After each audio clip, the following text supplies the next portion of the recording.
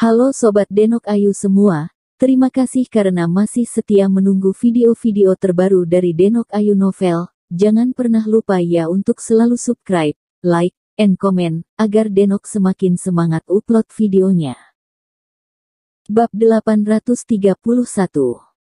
Pada saat ini, Han Bing sudah membiarkan bawahannya menekan Guan Shichen dan yang lainnya ke dalam mobil, dan kemudian dia sendiri melompat ke mobil depan, mencondongkan tubuh keluar jendela mobil dan tersenyum pada Lin Yu. Pria di ruangan ini, saya tidak perlu saya mengirim seseorang untuk membantu Anda memindahkan bahan obat, kan? Tidak, aku baik-baik saja. Lin Yu buru-buru melambaikan tangannya dan berkata dengan gembira, saya harus menangani semua bahan obat ini sendiri. Saya tidak nyaman ketika orang lain bergerak. Bahkan jika saya pindah ke tengah malam, saya juga senang. Berpikir tentang rumah yang penuh dengan bahan obat yang berharga, depresi Lin Yu segera lenyap, dan dia sangat bersemangat. Kali ini dia benar-benar menghasilkan banyak uang. Oke, ayo kembali dulu. Han Bing tersenyum dan melambai ke Lin Yu, lalu memberi isyarat kepada anak buahnya untuk mengemudi. Tewas, dibunuh. Pada saat ini, tiba-tiba terdengar seruan seru dari gang di kejauhan, dan kemudian seorang pria paruh baya berlari dengan panik, bergegas ke toko dan pejalan kaki di kedua sisi jalan dan berteriak, terbunuh, dibunuh di sana. Setelah melihat perhatian orang-orang di sekitarnya, dia tidak begitu ketakutan, dan sambil menunjuk ke gang di kejauhan, dia mengeluarkan ponselnya dan bersiap untuk memanggil polisi.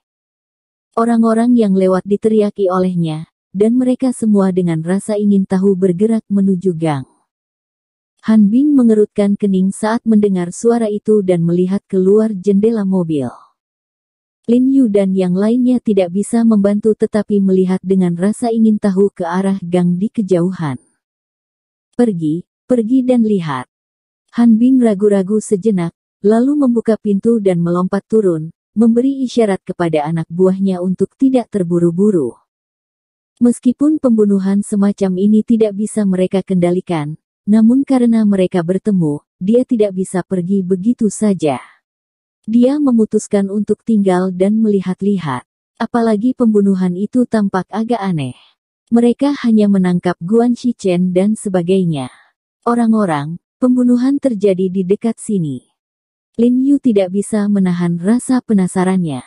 Dia mengerutkan kening dan berpikir sejenak, lalu meraih Han Bing dan berkata dengan suara yang dalam, hati-hati dengan penipuan. Han Bing terkejut sedikit, tapi dia segera mengerti apa yang dimaksud Lin Yu. Dia juga mempertimbangkan hal ini sekarang. Dia berbalik dan melihat ke mobil tempat Guan Shichen berada, dan berkata dengan suara yang dalam, maksudmu, ini Tun the Tiger away from the mountain.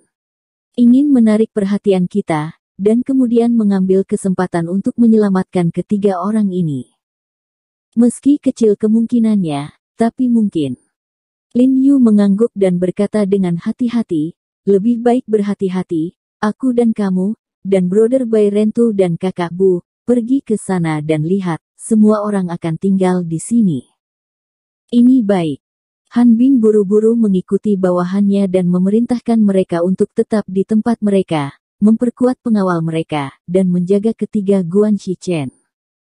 Lin Yu juga berbalik dan berkata kepada Hu Qingfeng, memintanya untuk memanggil Tuan Situ dan yang lainnya untuk membantu menjaga bersama. Jangan khawatir, orang tidak akan pernah bisa lari denganku. Hu Qingfeng menepuk dadanya dan berkata dengan bangga, lalu memanggil Situ dan yang lainnya. Lin Yu, Bai Rentu dan Bu Cheng menemani Han Bing ke gang kecil tempat pembunuhan itu dilakukan. Pada saat ini, lebih dari selusin orang berkumpul di gang, melihat mayat di tanah, mendiskusikan sesuatu dengan suara rendah. Ayo menyerah, menyerah.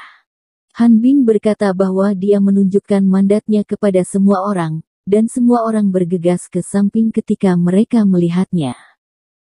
Kemudian Lin Yu dan Han Bing melihat pria berambut kuning itu tergeletak di tanah. Mereka melihat wajahnya biru dan putih, matanya menonjol, mulutnya terbuka lebar, dan wajahnya penuh dengan ekspresi ketakutan. Jelas sekali. Sepertinya sangat terkejut ketika dia meninggal. Han Bing mengerutkan kening saat melihat leher pria berambut kuning itu sepertinya terluka. Dia buru-buru mengeluarkan sepasang sarung tangan yang dibawanya, berjongkok dan dengan hati-hati meletakkan kepala pria berambut kuning itu, dan raut wajahnya langsung berubah. Lin Yu juga mengambil langkah maju setelah melihat pemandangan dengan jelas. Dia tidak bisa membantu tetapi membuka matanya. Dia sangat terkejut. Dia belum pernah melihat teknik pembunuhan semacam ini. Saya melihat sepotong kemacetan yang sangat jelas di leher pria berambut kuning itu, dan bentuk kemacetan itu adalah cetakan tangan.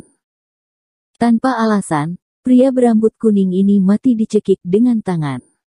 Karena hanya ada satu sidik tangan, maka dapat dinilai bahwa pria berambut kuning itu dicekik sampai mati dengan satu tangan. Jika Anda berubah menjadi orang biasa, jika Anda ingin mencekik seseorang sampai mati dengan satu tangan, Anda tidak bisa mengatakan itu tidak mungkin, tetapi itu sangat sulit.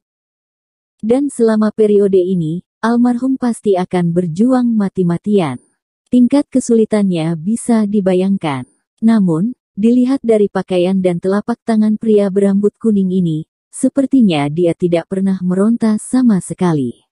Sepertinya dia diberi waktu yang singkat, dicekik.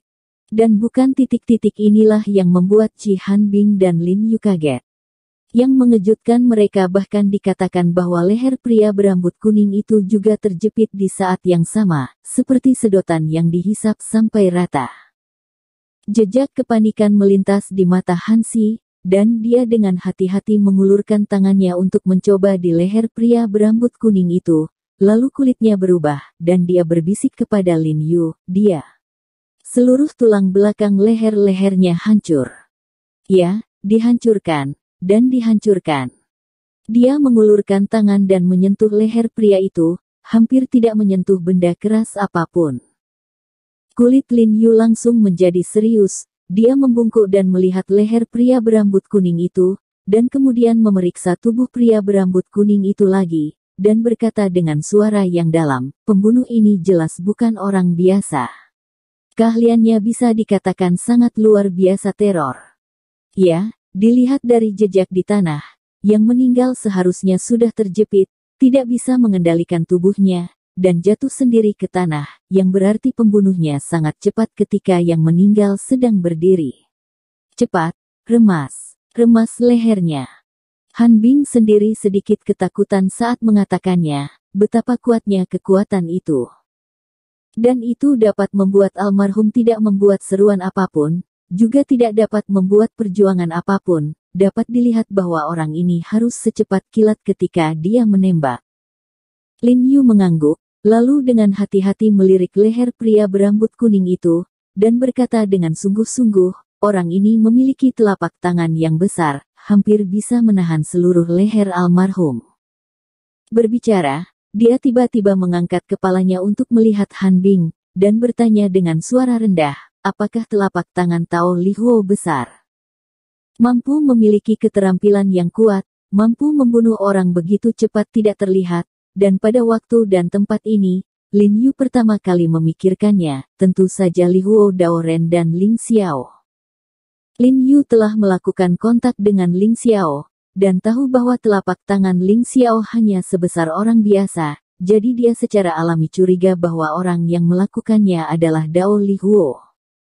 Wajah Han Bing menjadi pucat ketika dia mendengar kata-kata itu, lalu dengan lembut menggelengkan kepalanya, dengan ragu berkata, Aku lupa. Sampai hari ini, dia memikirkan situasi hari itu lagi, masih panik di hatinya. Bahkan ingatannya sedikit kabur, tampaknya bahkan ingatan di benaknya sengaja dihindari hari itu. Tidak apa-apa. Jika kamu lupa, lupakan saja, dan itu mungkin bukan dia. Selidiki perlahan. Lin Yu buru-buru tersenyum padanya dan memberi isyarat padanya untuk berhenti gugup. Baik. Han Bing memucat dan mengangguk. Ada suara mendengung saat ini, lalu sebuah mobil polisi bergegas. Han Bing buru-buru bangkit dan menyapa mereka. Setelah berbicara sedikit dengan mereka, dia menyerahkan masalah itu kepada mereka dan meminta mereka untuk mencari tahu apa yang mencurigakan. Tempat, ingatlah untuk memberitahu dia tepat waktu. Melihat seseorang mengambil alih, Lin Yu dan Han Bing tidak menunggu lebih lama lagi, berbalik dan berjalan kembali bersama. Setelah berjalan 2 langkah, dia menemukan bahwa Bai Rentu tidak mengikuti. Melihat ke belakang, Bai Rentu masih berdiri di tempat, melihat pria berambut kuning di tanah dengan ekspresi muram. Dia mengerutkan kening dan berkata dengan dingin, "Hei, apa yang kamu lihat? Ayo pergi." Bai Rentu kembali ke akal sehatnya hanya setelah mendengar ini, dan berbalik dan buru-buru mengikuti Lin Yu dan yang lainnya. Mengapa takut? Melihat mood Bai Rentu, Bu Cheng meliriknya dengan samar dan berkata, "Jangan khawatir, dengan master sepertiku, kamu tidak akan berakhir seperti rambut kuning itu." Jika diubah menjadi normal, Bai Rentu pasti akan mengikuti Bu Cheng untuk mengucapkan beberapa kata tanpa memberi jalan. Tapi saat ini dia hanya menundukkan kepalanya, matanya rumit, dan dia mengabaikan kata-kata Bu Cheng sama sekali. Sedikit kejutan melintas di mata Bu Cheng, dan dia bertanya dengan suara rendah, "Kenapa, kamu? Mungkinkah kamu menemukan sesuatu?" Bai Rentu masih tidak berbicara, dan menatap Lin Yu di depan. Setelah Lin Yu mengirim Han Bing pergi, Bai Rentu cepat berjalan menuju Lin Yu, berteriak pada Lin Yu, dan kemudian mencondongkan tubuh ke arah Lin Yu. Dia berbisik di hadapannya, "Tuan, saya harus tahu siapa yang membunuh Huang Mao itu."